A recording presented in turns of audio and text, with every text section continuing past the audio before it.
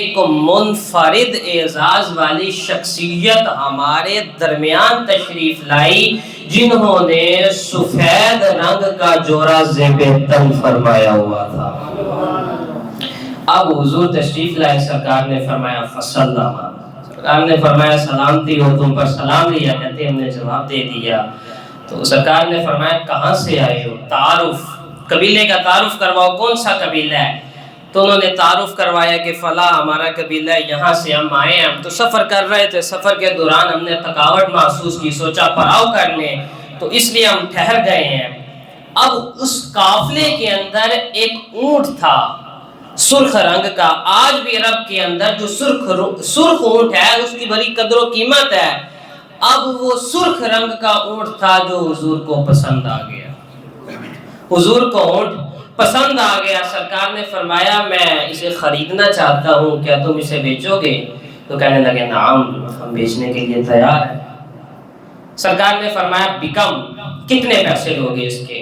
تو کیونکہ وہ سفر میں تھے، پیسوں کی انہیں ضرورت نہیں تھی، ان کو کھانے پینے کی ضرورت تھی۔ سرکار نے فرمایا کتنے پیسے لوگے تم اس اونٹ کے؟ تو کہنے لگے بکذا وکذا صاع من التمر، کہنے لگے اگر ہمیں اس اونٹ کے بدلے آپ اتنی کھجوریں عنایت فرما دیں تو ہم آپ کو اونٹ دے دیتے ہیں۔ سرکار نے فرمایا ڈن ہو گیا، سودا پکا ہو گیا۔ پھر ہوا کیا، ثم اخذ برأس الجمل، حضور نے اونٹ کو سر سے پکڑا، فرمایا چلیے۔ اب اونٹ حضور کے ساتھ چلنا شروع ہو گیا۔ اب چلتے چلتے حضور مدینہ طیبہ داخل ہو گئے، اور جو بیچنے والے ہیں وہ حضور کی اداؤں کے اندر مست ہوئے ہیں، جو بیچنے والے ہیں وہ حضور کی اداؤں کے اندر مست ہوئے ہیں۔ حضور ان کی آنکھوں سے اوجھل ہو گئے، دور چلے گئے، مدینہ طیبہ داخل ہو گئے، اور جو بیچنے والے ہیں وہ حضور کی اداؤں کے اندر ہی مست ہوئے ہیں۔ جب حضور ان کی آنکھوں سے اوجھل ہو گئے، قافلے میں لڑائی شروع ہو گئی۔ وہ کہہ رہے وہ اتنا مہنگا اونٹ بیچ چھڑے، پیسے نہیں لائے۔ وہ اگلے بندے کو کہہ رہا تو پیسے نہیں لائے، کہہ رہا اتنا جو تو گرم ہو رہے تو آپ پیسے کیوں نہیں لائے؟ اب لڑائی کافی حد تک بڑھ گئی، لڑائی طول پکڑنے لگی۔ اس قافلے میں سے ایک شخص کہنے لگا کہ میں ان سے کیسے پیسے مانگتا، میں تو ان کا آنا جانا دیکھتا رہ گیا، کہتا میں ان سے کیسے پیسے مانگتا۔ اب لڑائی طول پکڑنے لگی۔ اس قافلے کے اندر کجاوا کسا ہوا تھا اونٹ کے اوپر، اور ایک عورت جلوہ گر تھی، پردہ نشین تھی۔ یہ بھی بات یاد رکھیے، پورے قافلے کے اندر کسی ایک نے بھی کلمہ نہیں پڑھا۔ جو عورت اونٹ کے اوپر بیٹھی ہوئی ہے، پردہ نشین ہے، اس نے بھی کلمہ نہیں پڑھا، پھر بھی پردہ کر کے بیٹھی ہوئی ہے۔ اب اس نے دیکھا، وہ قافلے کے ساتھ اس نے دیکھا کہ قافلے کے اندر لڑائی شروع ہو گئی ہے۔ تو اب اس نے پوچھا کہ بھئی کیا ہوا ہے، تم لوگ لڑ کیوں رہے ہو؟ تو ایک شخص کہنے لگا کہ اتنا مہنگا انہوں نے اونٹ بیچ دیا ہے تو پیسے نہیں لیے، جو اونٹ لینے آیا تو وہ اونٹ لے کر بھی چلا گیا ہے۔ اب کسی کو بھی نہیں تھا پتا وہ کون ہے، کہاں گئے ہیں، وہ اونٹ لے کر چلے گئے ہیں، پیسے کسی نے بھی نہیں لیے۔ اب یہ آپس میں لڑ رہے ہیں، وہ کہہ رہا تو پیسے نہیں لائے، وہ کہہ رہا تو پیسے نہیں لائے۔ تو وہ عورت کہنے لگی میں تمہیں گارنٹی دیتی ہوں جو اونٹ لے کے گیا وہ تمہیں پیسے ضرور واپس کرے گا۔ اب وہ پھر سر پکڑ کے بیٹھے، کہتا پہلے یہاں پہ لڑائی ہو رہی ہے پیسوں سے، اب اوپر سے تم بھی پردہ نشین ہو، تمہیں آنے جانے والے کا پتہ نہیں ہے، تم کیسے گواہی دے رہی ہو کہ جو اونٹ لے کر گیا وہ پیسے ضرور دے گا؟ وہ عورت کہنے لگی اچھا تم مجھ سے پوچھتی ہو میں کیسے یہ بات کر رہی ہوں؟ تو پردہ نشین تھی، کبھی حضور کو نہیں دیکھا۔ تو جب انہوں نے پوچھا تم کیسے کہہ رہی ہو کہ وہ جو اونٹ لے کر گیا ہے وہ پیسے ضرور واپس کرے گا؟ عورت کہنے لگی ان کا چہرہ بتا رہا تھا وہ لین والے نہیں نے، وہ دین والے نے، کیونکہ یہ سرکار کا در ہے، در شاہ تو نہیں، جو مانگ لیا اور بھی کچھ مانگ۔ اور وہ لوگ جو یہ کہتے ہیں کہ کرم ان کا ہے محدود، ان لوگوں کی باتوں پہ نہ جا، ہوش میں آ اور بھی کچھ مانگ۔ دے سکتے ہیں کہ وہ کیا کچھ دے نہیں سکتے، یہ بحث نہ کر، ہوش میں آ اور بھی کچھ مانگ۔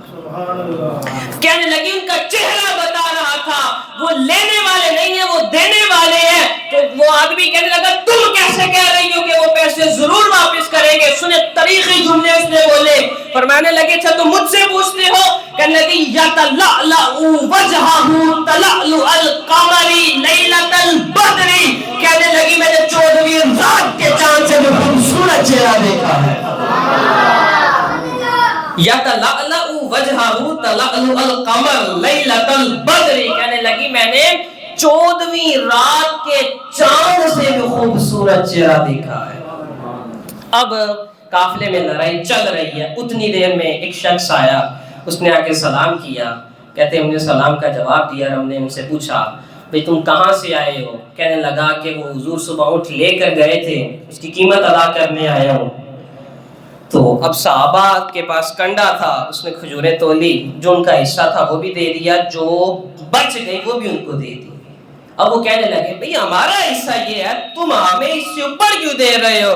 کہنے لگا کہ حضور نے مجھے فرما کر بھیجا ہے جو ان کا حصہ ہے وہ بھی انہیں دے دینا، اور جو بچ جائے انہیں کہنا یہ ہماری طرف سے تحفہ قبول فرما دیں.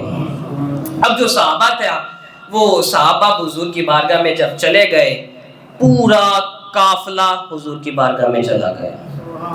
پورا قافلہ مسلمانوں کی حضور کی اداؤں کو دیکھ کر، حضور کے حسن کو دیکھ کر پورا قافلہ مسلمان ہو گیا. اب میں یہ کہتا ہوں کہ حضور کے حسن کا، حضور کے حلیے کا جو عنوان ہے، اگر کوئی اس کو صدیوں ساری زندگی بیان کرے، زندگی تو ختم ہو سکتی ہے لیکن یہ پہلو ختم نہیں ہو سکتا. اب حضور کا جس نے حسن بیان کیا وہ ایک عورت ہے، ام معبد اس کا نام ہے، پورا نام ہے عاتقہ بن خلف بن معبد بن ربیعہ. ام معبد اس کا نام، ام معبد کے نام سے یہ مشہور ہے اور بنو خزاعہ کی یہ رہنے والی ہے. تو ایک مرتبہ حضور ہجرت کر کے واپس تشریف لائے تو حضور کا گزر اس کے گھر کے قریب سے ہوا. اس کے گھر کے قریب سے حضور کا گزر ہوا. دیگر صحابہ بھی حضور کے ساتھ ہے، سیدنا صدیق اکبر بھی حضور کے ساتھ ہے. اب حضور نے فرمایا کیا ہمیں کھانے کو کچھ مل سکتا ہے؟ تو کہنے لگی مل تو سکتا ہے لیکن اس وقت میرے پاس دینے کو کچھ نہیں ہے. لو کہاں عندنا. کہنے لگی ہم وہ لوگ ہیں جب ہمارے گھر کوئی مہمان آ جاتا ہے ہم خوشی محسوس کرتے ہیں، فخر محسوس کرتے ہیں. کہنے لگی لیکن عجیب بات ہے آج میرے پاس کھانے کو بھی کچھ نہیں ہے، دینے کو بھی کچھ نہیں ہے، اور سب سے بڑی بات یہ ہے آج مہمان بڑے خوبصورت آئے ہیں. کہنے لگی آج مہمان بھی بڑے خوبصورت آئے ہیں. اب اس کے گھر میں ایک بکری باندھی ہوئی تھی. سرکار کی نگاہ اس بکری پر پڑی. سرکار نے فرمایا اس کا دودھ مل سکتا ہے. توجہ، سرکار نے فرمایا اس کا دودھ مل سکتا ہے. تو کہنے لگی حضور آپ خود دیکھیں بکری چل بھی نہیں سکتی، اس کی ہڈیاں نظر آ رہی ہیں. تو کہنے لگی حضور آپ خود دیکھیں اگر یہ چلنے کے قابل ہوتی تو ریور کے اندر بکریوں کے ساتھ چرتی. دودھ آپ خود دیکھیں ہڈیاں نظر آئی ہیں، دودھ دے سکتی ہے. تو سرکار نے فرمایا اگر تم اجازت دو ہم اس کا دودھ لے لیں.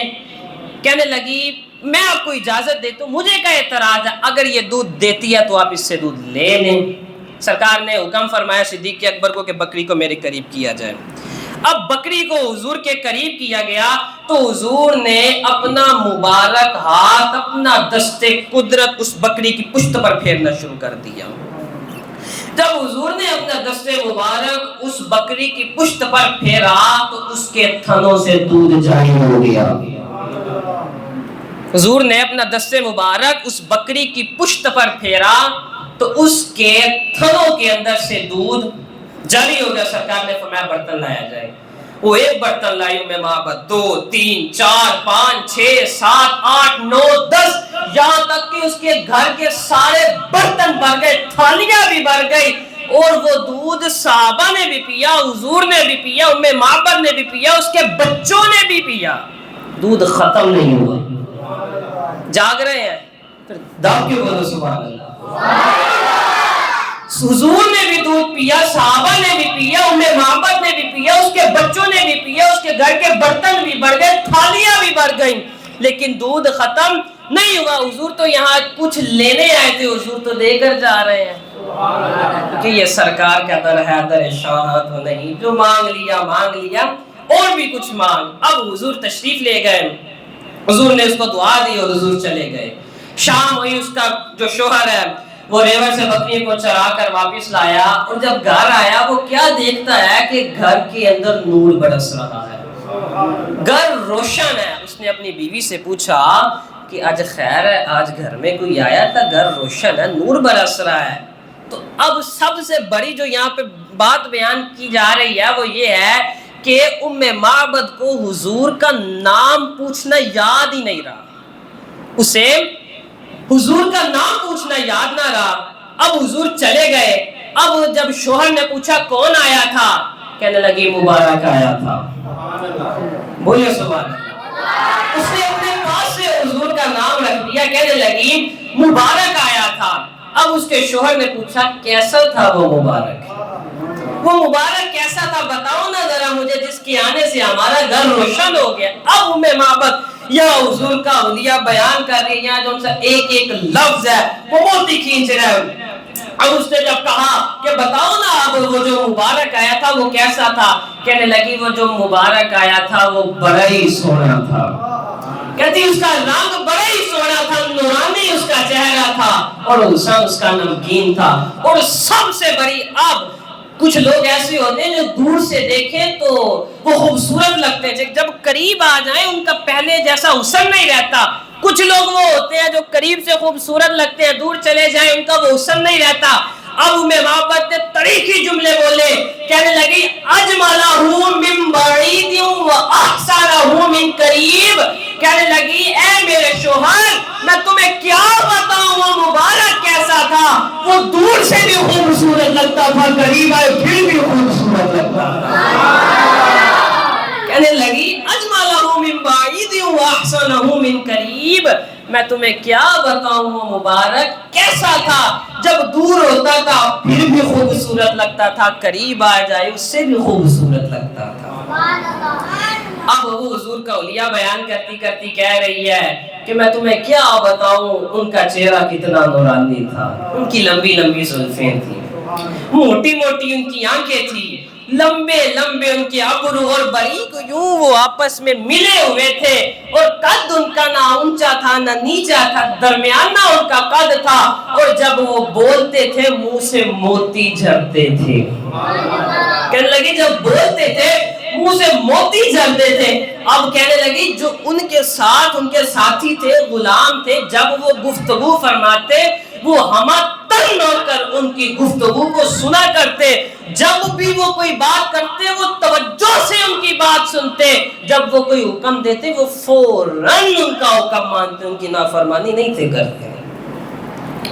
اس کے لہجے میں یوں تو برف تھی لیکن جو چھو کے دیکھا جل گیا. اب توجہ کریں, فرمایا کہ اب دیکھیں جس نے حضور کو قریب سے دیکھا ہے, جس نے اب حضور کو قریب سے دیکھا, راوی حضرت ہریرہ بیان کرتے ہیں کہ کل قمر لیلۃ البدر لم ار قبلہ ولا بعدہ مثلہ. قریب سے دیکھنے والا ابو ہریرہ کہنے لگا کہ پوچھتے ہو کہ حضور کیسے ہیں, کہنے لگا کہ کل قمر کہ میں نے 14ویں رات کے چاند سے بھی خوبصورت مصطفیٰ کو دیکھا ہے. میں حضور سے خوبصورت میں نے دیکھا ہی نہیں ہے. یہ وہ ہے جس نے قریب سے دیکھا ہے, جس نے 13 صدیوں کے بعد بریلی کی سرزمین پر حضور کو دیکھا. وہ یہ کہہ رہا ہے کہ خورشید تھا کس روز پہ بڑھ کے چمکا تھا قمر, بے پردہ رخ جب کو ہوئے یہ بھی نہیں وہ بھی نہیں. راوی حضرت جابر بن سمرہ بیان کرتے ہیں, کہتے 14ویں رات کا چاند اپنے پورے عروج کے اندر, پورے جوش کے اندر چمک رہا ہے. نبی پاک صلی اللہ علیہ وسلم جلوہ گر ہے, میں حضور کے پاس بیٹھا ہوا ہوں. اب چاند اپنے پورے عروج میں چمک رہا ہے, میں حضور کے پاس جلوہ گر ہوں, میں حضور کے پاس بیٹھا ہوا ہوں. اب حضور نے سرخ رنگ کی چادر زیب تن فرمائی ہوئی ہے. فرمایا میں حضور کے پاس ہوں, 14ویں رات کا چاند پورے جوش کے اندر چمک رہا ہے, اور 14ویں رات کا چاند پورے جوش میں چمک رہا ہے, میں حضور کے پاس جلوہ گر ہوں. سرکار نے سرخ رنگ کی چادر زیب تن فرمائی ہوئی ہے. کبھی میں چاند کو دیکھوں کبھی مصطفیٰ کو دیکھوں, میں کبھی میں چاند کو دیکھوں کبھی حضور کو دیکھوں, کبھی میں چاند کو دیکھوں کبھی مصطفیٰ کو دیکھوں, کبھی میں چاند کو دیکھوں کبھی مصطفیٰ کو دیکھوں. اب میں نے یہ فیصلہ کرنا تھا ان دونوں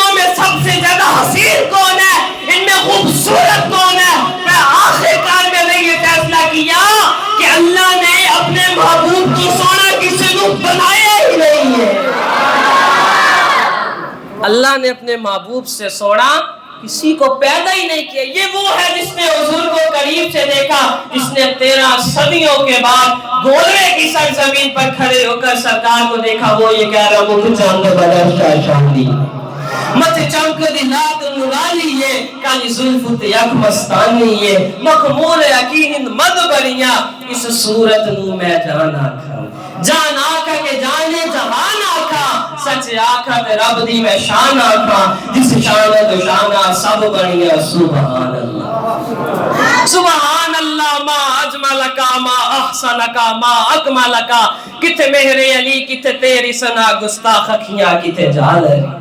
اب قریب سے دیکھنے والا عبداللہ ابن عباس بیان کرتے ہیں کانا رسول اللہ صلی اللہ علیہ وسلم افلح الثنیتین اذا کلما.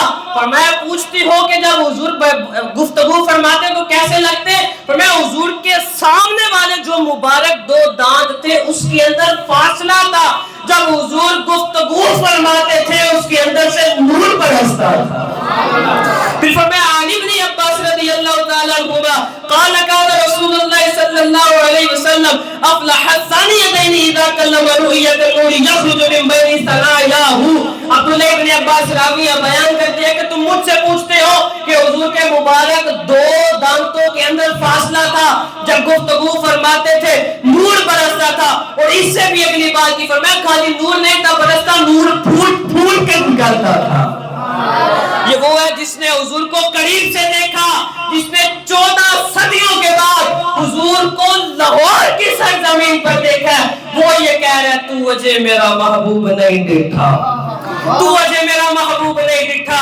جنہوں ویک کے چن بھی شرما جاوے ادھی راتی دن چر جاوے جو سونا رخ تو نکاب ہٹاوے جو نکلے سیر کرنو سارا گلشن سیس نواوے جو ہاتھ پھولا وچ رکھے پھولا دی شان ود جاوے نین نشیلے مس رسیلے وچ سونا کجل سہاوے آنکھ اگرے انج پہ آ جاپے جوے میں کھانا کھل جاوے جو کھولے پیٹ زلفدہ راہی راہ بھول جاوے. توبہ توبہ توبہ توبہ حسن سجانا جنی جان نہ جلی جاوے بجلی ڈرتی عشق نہ مارے ماتا بے ادبی ہو جاوے. علم خدا نے اتنا دیتا عقلہ وچ نہ آوے, عقل خدا نے اتنی دیتی علمہ وچ نہ آوے. کیے اجاز نظر وچ تیری جو آوے او وک جاوے آزم ایڈا سونا ماہی سن ہور کتنے نظر ملا. یہ وہ ہے جس نے حضور کو 14 صدیوں کے بعد دیکھا. اب یہ حضور کا حسن بیان کر رہی تھی تو ایک دن ہوا یوں کہ اب اس نے جب بیان کیا اجمل من بعید واحسن من قریب, کہنے لگے حضور دور سے بھی خوبصورت لگتے تھے, قریب آتے اس سے بھی خوبصورت لگتے تھے. اب شوہر کہنے لگا اب مجھے افسوس ہے کہ میں دور چلا گیا. کہنے لگا اب روزانہ میں نہ دور نہیں جایا کروں گا, میں قریب رہا کر اس قریب پہاڑوں میں کام کیا کروں گا. اب تم نے کیا کرنا ہے, اب جب بھی دوبارہ مبارک آئے تم نے مجھے بلا لینا, میں مبارک سے ملنا چاہتا ہوں. اب روزانہ وہ صبح چلا جاتا, شام کو جب گھر واپس آتا ام معبد اس کو کھانا پیش کرتی, کھانا ہی نہیں تھا کھاتا. بیوی کہہ رہی کھاؤ, کہہ رہا میں نے نہیں کھانا. کہتی کیوں نہیں کھانا؟ فرمایا ایک شرط پہ کھاؤں گا, پہلے مبارک کی باتیں سناؤ. فرمایا ایک شرط پہ کھاؤں گا, پہلے مبارک کی باتیں سناؤ. وہ حضور کا علیہ بیان کرنا شروع کر دیتی. پاس بیٹا بیٹھا ہوتا, کہتا امی جی یہ بھی تو بتائیں حضور نے مبارک نے اس دن ہماری بکری کی پشت پہ ہاتھ کیسے پھیرا. پھر ایک دن ہوا کہ یا امہم هذا الرجل الذي كان مع المبارک, حضرت ام معبد ابھی انہوں نے بھی کلمہ نہیں پڑھا. ام معبد اور اس کا بیٹا گھر کا سامان لینے کے لیے نا بازار چلے گئے. اب بازار جب گئے مع المبارک, اس کے بیٹے کی نگاہ حضرت صدیق اکبر کے چہرے پر پڑ گئی کیونکہ وہ حضور کے ساتھ تھے. تو بیٹا کہنے لگا امی جی وہ دیکھے یہ وہی شخص ہے جو اس دن مبارک کے ساتھ آیا تھا. والدہ نے وہی سودا چھوڑ دیا, سامان چھوڑ دیا, بھاگ کے ابو بکر کے پاس جا کر کہنے لگی ام معبد ابو بکر کو کہنے لگی تو مل گیا, اب یہ بھی بتا دے مبارک کدھر رہتا ہے. تو مل گیا، اب یہ بھی بتا مبارک کدھر ہے؟ اب نام انہوں نے اپنے پاس سے رکھا تھا مبارک، اصل نام حضور کا محمد مصطفیٰ صلی اللہ تعالی علیہ وسلم۔ اب حضرت ابوبکر کہتے کون سا مبارک، کس کی بات کر رہی ہو؟ کہنے لگی وہی مبارک جس کے ساتھ تم اس دن میرے گھر آئے تھے، بکری دودھ نہیں تھی دے سکتی، وہ جو تمہارے ساتھ مبارک تو اس نے بکری کی پشت پہ ہاتھ میرا، بکری نے دودھ دینا شروع کر دیا۔ صدیق اکبر سمجھ گئے، فرمایا آؤ آج میں تمہیں مبارک کے ڈیرے پر لے کر چلوں۔ اب وہ جب گئے تو حضور مسجد نبوی شریف کے صحن میں جلوہ گر تھے۔ اب جب حضور کی بارگاہ میں گئے، ایمان کی دولت نصیب ہوئی، کلمہ پڑھ کے مسلمان ہو گئے، گھر رہے شام کو۔ اب ماں اور بیٹا بحث کر رہا ہے۔ ماں بیٹے کو کہہ رہی ہے تو نے چپ رہنا ہے، ابو آئے گا میں اسے بتاؤں گی کہ آج ہم مبارک کے ڈیرے پر گئے تھے۔ بیٹا کہہ رہا ہے نہیں امی تو نے چپ رہنا، میں بتاؤں گا۔ یہ بحث چل رہی ہے، اتنی دیر میں ابو معبد اس کا شوہر آ گیا۔ اب جب وہ آیا کہنے لگا آج تمہارے چہرے پھر چمک رہے ہیں، آج کیا ہوا ہے؟ آج پھر مبارک آیا تھا؟ تو بیوی کہنے لگی آج مبارک نہیں تھا، آج ہم اس کے ڈیرے پر گئے تھے۔ اب اس نے پوچھا، ابو معبد اس کا شوہر پوچھنے لگا بتاؤ نا مبارک وہ کیسا تھا، کہاں رہتا ہے، اس کا نام کیا ہے؟ تو میں معبد کہنے لگی اچھا پوچھتے ہو کہ وہ مبارک کون ہے؟ کہنے لگی جس کو ہم مبارک کہتے تھے دنیا اسے محمد مصطفیٰ کہتی ہے۔ کہنے لگی جس کو ہم مبارک کہتے تھے دنیا انہیں محمد مصطفیٰ کہتی ہے۔ اس نے بتایا کہ یوں یوں چلے جاؤ حضور تمہیں مل جائیں گے۔ جب وہ حضور کے قدموں میں چلا گیا، ایمان کی دولت نصیب ہو گئی، تیری تک کے اداواں میں مرید ہو گئی۔ اب وہ بکری کب تک زندہ رہی؟ حضرت عمر کا زمانہ آیا تو ایک ایسا وقت بھی آیا کہ جو دریا فصلیں ساری خشک ہو گئی، پانی کہیں سے نہیں تھا ملتا۔ یہ وہ واحد میں معبد کا گھر تھا جہاں سے دودھ ملا کرتا تھا۔ پھر اعلیٰ حضرت لکھتے ہیں کہ رخ دن ہے یا مہر سما، یہ بھی نہیں وہ بھی نہیں، شب زلف یا مشک خطا، یہ بھی نہیں وہ بھی نہیں، بلبل نے بلبل کو کہا، کمری نے سرد جانے فضا، حیرت نے جھنجھلا کر کہا یہ بھی نہیں وہ بھی نہیں، خورشید تک اس روز پہ بھر کے چمکا تھا کمر، بے پردہ رخ جب وہ ہوئے، یہ بھی نہیں وہ بھی نہیں، ڈر تھا کہ اسیاں کی سزا اب ہوگی یا روز جزا، دی ان کی رحمت نے صدا، یہ بھی نہیں وہ بھی نہیں۔ اب ایک بات اور قابل غور ہے، حضرت موسیٰ علیہ السلام نے اب رب کو نہیں دیکھا۔ حضرت موسیٰ نے، ٹائم مختصر ہے میں بات لمبی نہیں کرتا، مختصر ہی بیان کرتا ہوں۔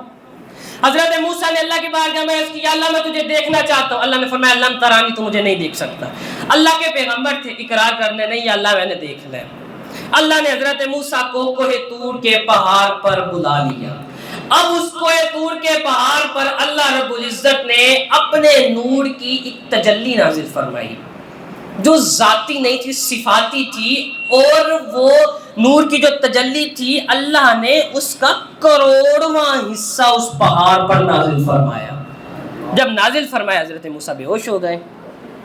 اب اس کے بعد حضرت موسیٰ کی آنکھوں کا یہ عالم تھا جب آپ کوہ طور کے پہاڑ سے واپس تشریف لائے، جو آپ کو دیکھتا تھا یا وہ مر جاتا تھا یا نبینا ہو جاتا تھا۔ پھر آپ نے چہرے پر نقاب کرنا شروع کر دیا۔ اب اس کا جواب اس نے دیا ہے جس نے منبر پر بیٹھ کے حضور کی زیارت کی ہے، نام اس کا شاہ ولی اللہ حق محدث دہلوی، دلی کی بڑی مسجد، منبر پر بیٹھ کے شاہ ولی اللہ حق محدث دہلوی حضور کا حسن بیان کر رہے ہیں۔ حضور نے زیارت کروا دی، حضور کی بارگاہ میں یا رسول اللہ صلی اللہ تعالی علیہ وسلم، حضور حضرت موسیٰ نے رب کو نہیں دیکھا، اللہ رب العزت کے نور کی تجلی کا کروڑواں حصہ دیکھا ہے، ذاتی نہیں دیکھا، صفاتی دیکھا ہے۔ جب آپ کوہ طور کے پہاڑ سے واپس تشریف لائے تو آنکھوں کا یہ عالم تھا، جو دیکھ لیتا تھا یا وہ مر جاتا یا وہ نبینا ہو جاتا تھا۔ آپ رحمت للعالمین ہیں، حضرت یوسف کو اگر حسن ملے، آپ کے صدقے ملے، آپ کو جس نے دیکھا ہے نہ وہ مرا نہ وہ نبینا ہوا ہے۔ سوال بنتا تھا، عرض کی حضور آپ کو جس نے دیکھا نہ وہ مرا نہ نبینا ہوا۔ سرکار نے فرمایا مجھے تو کسی نے دیکھا ہی نہیں ہے۔ سرکار نے فرمایا مجھے کسی نے نہیں دیکھا۔ عرض کی حضور کیسے نہیں دیکھا؟ سرکار نے فرمایا اللہ رب العزت نے میرے حسن کے اوپر ایک نہیں بلکہ 70,000 پردے ڈال کر مجھے اس دنیا میں بھیجا ہے۔ حضور کا حسن تو ابھی ہمارے لیے ظاہر ہی نہیں ہوا، وہ تو مصر کے بازار میں وہ بات ہی الگ ہے کہ حضرت زلیخا پاک کو جب تانے ملے مصر کی عورتوں نے دیے کہ تو ایسا عمرے کی ویل لیا جناب یوسف دے اندر فدا ہو گئی ہیں، تو حضرت زلیخا پاک نے ان کو بلایا، فرمایا او میں تمہیں بتاتی ہوں میں نے کیا دیکھا ہے۔ قرآن کہتا ہے سامنے پھل ہے، ہاتھ میں چھری ہے، حضرت زلیخا پاک نے فرمایا آپ پہ کٹنا ہے، آپ پہ کھانا ہے، تو پھل آپ کے سامنے رکھ کر جناب یوسف پاک کی بارگاہ میں عرض کر رہی ہیں یا حضور ایک دفعہ انہوں نے اپنی ایک جھلک وکھا چھڑو۔ اب حضرت جناب یوسف جب گزرے آپ کے چہرے پر نقاب تھا، جب جناب یوسف گزرے چہرے پر نقاب تھا، اس نقاب کے اندر سے ان مصر کی عورتوں نے حضرت یوسف کو ایک جھلک دیکھنے پر وقت تا نہیں دیا، انہوں نے اپنے ہاتھ میں انگلیاں کاٹ کے رکھ دی۔ اب ام المؤمنین حضرت عائشہ صدیقہ رضی اللہ تعالی عنہا فرمانے لگی اے زلیخا وہ مصر کی عورتیں تھیں جنہوں نے جناب یوسف کو مصر کے بازار میں بیٹھ کر ایک جھلک دیکھنے پر اپنے ہاتھ کی انگلیاں کاٹ کے رکھ دی۔ فرمایا اگر وہ ایک مرتبہ میرے محبوب کی جبین دیکھ لیتی دل کاٹ کے رکھ دیتی۔ اب بھائی دل کیوں کاٹ دیتے؟ فرمایا بدن کا جو مرکز ہے وہ دل ہے، جو شاخ ہے وہ ہاتھ ہے۔ فرمایا مرکز شاخ حسن کو دیکھا، شاخ بدن کاٹ کے رکھ دیا، اگر مرکز حسن کو دیکھتی مرکز دل کاٹ کے رکھ دیتی۔ اب امام اعلیٰ حضرت پھر کہتے ہیں کہ وہ کمال حسن حضور ہے کہ غبار نقص جہاں نہیں، یہی پھول خار سے دور ہے، یہی شمع ہے کہ دعا نہیں۔ پھر اگلا جملہ کمال کر دیا، فرمایا بخدا خدا کا یہی ہے در، بخدا خدا کا یہی ہے در، نہیں اور کوئی مفر مکر، جو وہاں سے ہوں وہ یہیں آ کے ہوں، جو یہاں نہیں وہ وہاں نہیں۔ سب نے نعرہ لگانا تاجدار ختم نبوت، تاجدار ختم نبوت، تاجدار ختم نبوت۔